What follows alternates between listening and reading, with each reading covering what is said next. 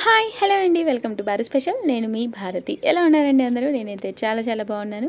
And మీ అందరు కూడా బాగుండాలని కోరుకుంటున్నాను.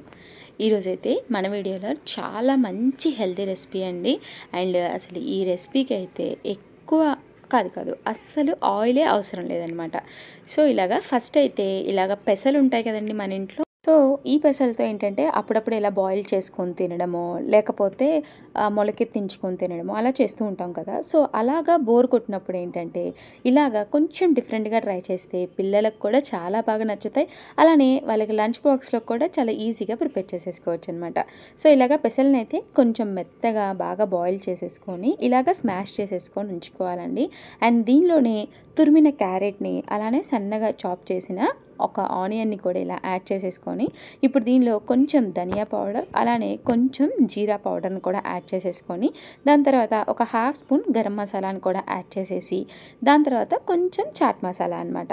సో మనకి ఈ గరం మసాలా బదులు మీరు కారమైన యాడ్ చేసేసుకోవచ్చు. అలానే చాట్ మసాలాకి బదులు కొంచెం లెమన్ అయినా కూడా యూస్ చేసుకోవచ్చు. మన ఇంట్లో ఇన్ కేస్ గరం మసాలాస్ కానీ చాట్ మసాలాస్ కానీ అవైలబుల్గా లేకపోతే. అండ్ దాని తర్వాత ఒక్క స్పూన్ బియ్యపిండి అయితే ఉంటుంది కదండి.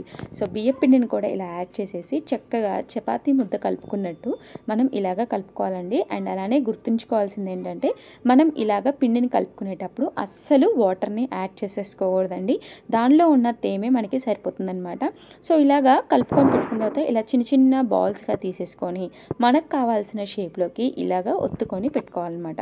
సో మీరు కనుక కొంచెం ఆయిల్ అనేది లైట్గా అప్లై చేసుకున్నారంటే చక్కగా వస్తాయన్నమాట షేప్ అనేది. సో ఇలాగ అప్లై చేసుకున్న తర్వాత మనం ప్రిపేర్ చేసుకున్న ప్లేట్స్ని ఇలాగా ప్యాన్ హీట్ చేసేసుకొని లైట్గా ఆయిల్ని గ్రీస్ చేసుకున్న తర్వాత ఇలాగా కాల్చుకోవాలండి. ఇలాగేంటంటే ఒక 5 మినిట్స్ ఒకవైపు కాల్చుకున్న తర్వాత ఇంకొక వైపు కూడా జస్ట్ ఒక 5 మినిట్స్ ఇలాగ కొంచెం లో టు మీడియం ఫ్లేమ్లో పెట్టుకొని ఇలాగా లైట్గా గోల్డెన్ కలర్లోకి వచ్చే వరకు కనుక మనం కుక్ చేసేసుకున్నామంటే మనకి ఈ కట్లెట్స్ రెడీ అయిపోయినట్టే.